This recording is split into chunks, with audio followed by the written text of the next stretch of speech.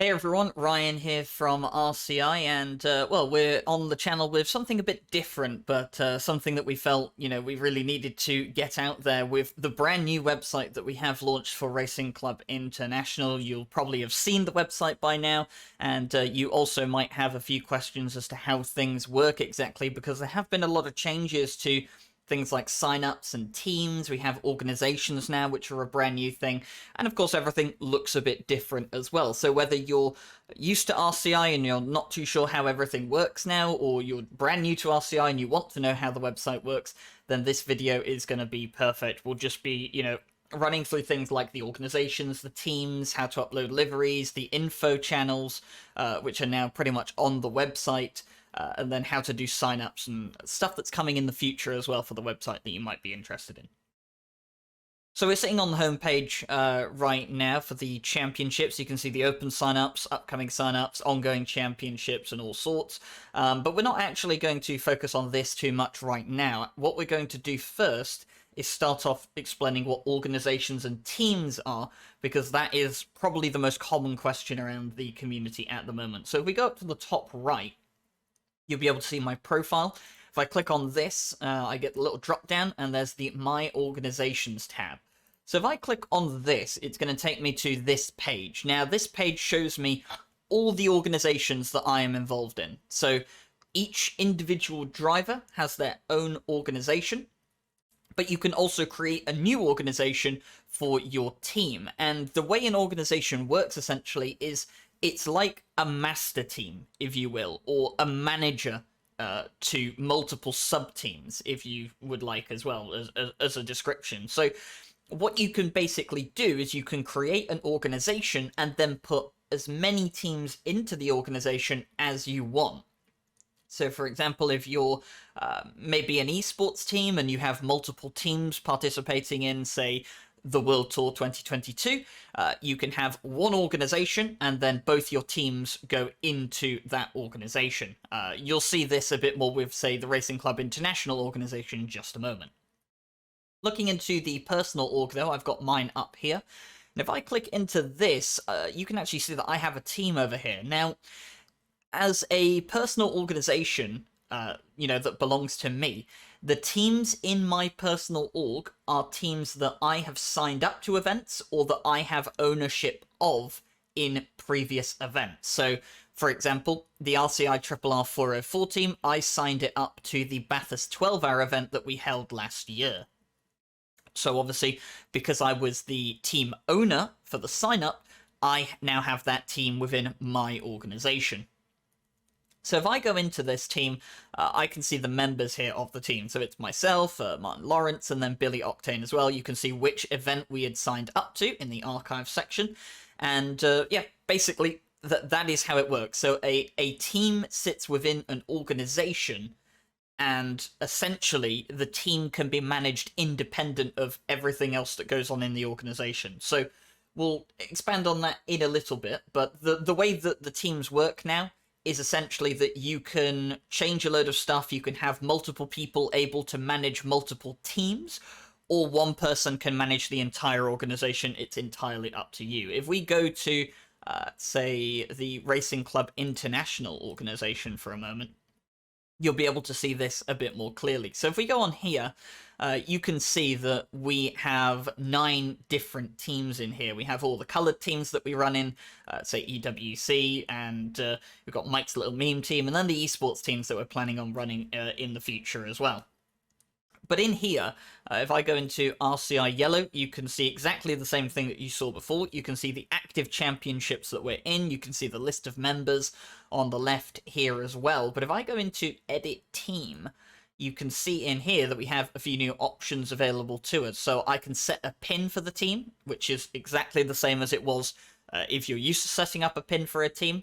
You can also make it so members of the same organization don't need the pin to join a team. So if you want every driver, from each team to just be able to join every team, you can just set that so they don't have to use the pin. You can also set up managers for a team. This is a pretty important part for the signups process, and we'll go into that a little bit later. But the way things work now with teams being part of an organization is essentially that a team is not the same thing as a sign up on a championship. And we'll get into that a little bit later when we look at the signups section. If we go a bit further back out here, though, if we go to edit organization, you can actually see in here that we have a few customizable options as well, not just the name and description, but we can set up managers. Now, the only person that can set up a manager for an organization is the organization owner. So that would be Mike Jones for the RCI organization, and he has set up 4 managers. So that is Tom Bryant, myself, Stewie, our webmaster, and Mikhail Sundstrom as well, who is manager for RCI Team Pink. So you can see all the different, options. You can add some socials links as well, so website, Discord server, and all that sort of fun stuff. You can add. We'll have customization for the profile of the organization coming in the future. It's just not available right now. So with organizations, we also have liveries coming as well. You'll have seen plenty announced, and by the time this video goes live, the custom liveries will be legal within RCI, but this is basically your livery hub. So if you want to upload a livery for a team, you do it on your organization page. If you're racing in sprint championships, you can just upload it to your own personal organization. It doesn't have to belong to an actual team. So if we have a look at how this works, we can click the plus button here to add a new livery. And your livery can, it can be an in-game default livery. So, we just require a screenshot of basically which car it is. You can see basically here all the information. You can submit an in-game custom, which is literally just a JSON file. It's from the cars folder within your documents. And then there's also the custom upload livery. So this is for the full custom liveries that people have made within GIMP, Photoshop, etc. And we have our own set of requirements that you will need to follow. We have a checklist here as well. You will have to meet all of these requirements for the livery to be uploaded. And of course, you'll have to make sure that it meets the requirements in the rules that you can find attached here to make sure that we, don't refuse your livery and you have to go and re-edit it. It's important that you read those. But basically, you can upload a livery to your organization or a team organization, and then when you go to a sign up, you can click that livery, and that livery will then go into the downloadable pack that people can use for current championships.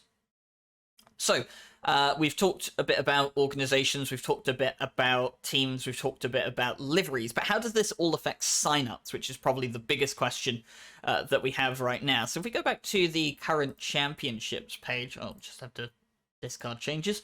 If we go here and we have a look at the signups, let's have a little look at our sign up here for the test event. So if I go on to sign up, right here, we'll have to click and agree to the terms and conditions, which have changed, by the way, so I recommend you take a read through these. They've been tweaked slightly, but it is important that you do know what has changed in it.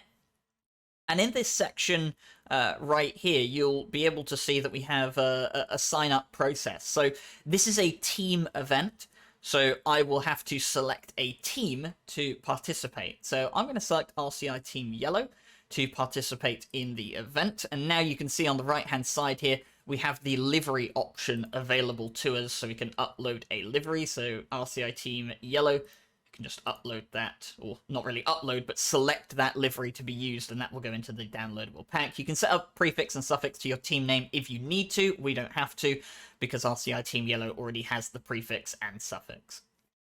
So you'll have noticed these errors over here at the moment, and these are to do with the minimum and maximum driver requirements for the event. So this event requires at least 2 drivers and a maximum of 4. Now you can see that because I'm signing up the team, because I'm a team manager for Yellow, that I am an active driver. And basically, the way the team works is the team is basically a roster. So when you go into your organization, you create a team, and then you have loads of people join that team. When you then sign up to an event, it's not signing up the whole team. What it's doing is selecting a team and then saying, okay, this is the team. Now go through the entire roster of drivers you have available to you and select which ones will race in the event. So, for example, if I go to add driver on here, it will create a new little box. I go select user, and you can see that I have a list of drivers available to me, and these are all the drivers that are within the RCI Team Yellow in the RCI organization. So you kind of get the idea how it works now. Basically, your team is like a big list of drivers that you can pick from, essentially. And it makes it a lot easier to manage because one person can sign up drivers to the team now, rather than one person makes the team and then everyone else has to go up and sign up to the event. The manager can do all of it right from the get-go as long as all of the drivers are in the team. So I can, for example, just add Mark to the team if I like, and you can see that the errors have gone away now. And there were 2 errors, actually. There was one for minimum of 2 drivers, and there was another one for minimum of 2 active drivers. Now, active drivers, you've probably seen this checkbox system before if you've done some RCI events. If I unclick on Mark, the error will come back. So an active driver is a driver that is on the entry list for the event.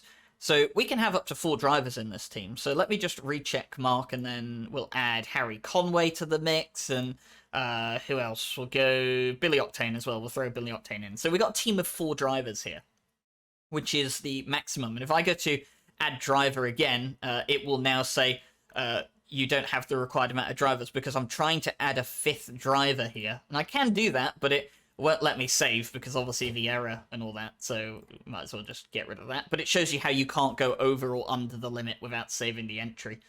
So I have 4 drivers in here, all 4 of them active. But let's say, you know, a couple of days before the race, Billy Octane comes up to me and says, Ryan, I can't make the event. You know, and you know, I can't make it, basically, and I don't make sure I'm not on the entry list. I can go in here and just tick on this box right here, and now Billy Octane will not be on the entry list for this event. This feature is a lot more useful for the endurance championships rather than, say, one-off events. Now, for a one-off event, you could easily just say, okay, we'll just, you know, delete Billy Octane from the lineup there, solves the problem. But for things like the World Tour, for example, where, you know, you might not want to do that because Billy Octane, you know, he might race in the next race for the championship. You might not want to do that. You might just want to unclick on the active section so that he misses this race, but then you can just re-click him on again. And if you're thinking, well, you know, if Billy Octane wasn't going to race, why can't I just, you know, hit the delete button and then add him back in immediately? Well, you could. There's nothing, you know, to say that you can't do that, but because of one of the features we have for, say, the World Tour and some of our other endurance championships, we have the driver replacement tokens. Now, if you've done the World Tour last year, or you did EWC last year, this will be familiar to you. You basically have a limited number of times you can add a new driver to your sign-up. Now, for example, we're in the sign-up phase at the moment for the World Tour, so I can add whoever I like to this sign up at the moment, and it just won't matter because the series is not started yet, so it doesn't really matter. This error right here for Harry Conway is already in this championship is because he's already in a different team. But if I go to, say, Stewie there, then we don't get that error. So basically, two drivers can't be, the same driver can't be in 2 different teams. It will stop you from doing that. But, say I want to add Stewie, that won't cost me any driver replacement tokens because we're still in the sign-up phase. However, let's say the championship begins, sign-ups close, and I don't know, for whatever reason, Mark says, "Oh, Ryan, I can't make the first round," but we don't have anyone else. So I will untick Mark, but then I'll have to add a new driver. So I'll go in, I'll add Stewie because he's available in the lineup, and then it will put 1 of 6 on this mark right here, and that will essentially say you have used up 1 of your 6 driver replacement tokens for the season. Now, you get 1 per round, essentially, for the championship. With regards to the endurance rounds, it might be a bit different in some of our weekly miniature endurance stuff that we do, but that's essentially how the system works. And as regards to drivers as well, you can use these arrow buttons right here to move drivers up and down the driver order. So to set your driver 1, it will have to be whoever is at the top of the table. So let's say, for example, we've got the race coming up, but I'm a staff member at RCI. I might have to do commentary for the first hour of the race, so I can't be driver one because I won't be joining the server first. So, let's just say, okay, well, Mark, you're going to be driver one for this race. Driver one does not have to start or qualify. Keep that in mind. It's completely irrelevant. Anyone can qualify, anyone can start the race, but driver one must join the server first. That is the only rule that we have regarding the driver lineup, and it tells you exactly which driver is the first in the lineup here, because it's the driver always at the top. So that's how the team functions work. You can have a bit of a play around with it, but it is fairly straightforward. Once you get your head around it, it's pretty easy to use, and it really does allow it to be a lot easier for people to manage a team now. But that's not the only thing that we have new on the website. We also have see the more info section now. You would have seen this on the old website, but it's nowhere near as in-depth as it is on the new website. So if I go down to, say, Euromasters Season 2 at the moment, this is our Monday Championship.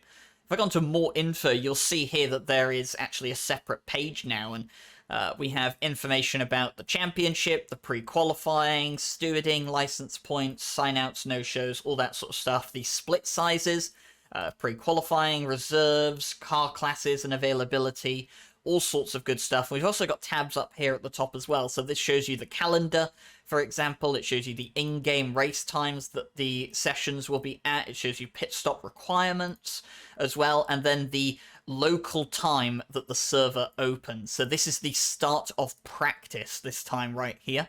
And this will always be in your local time.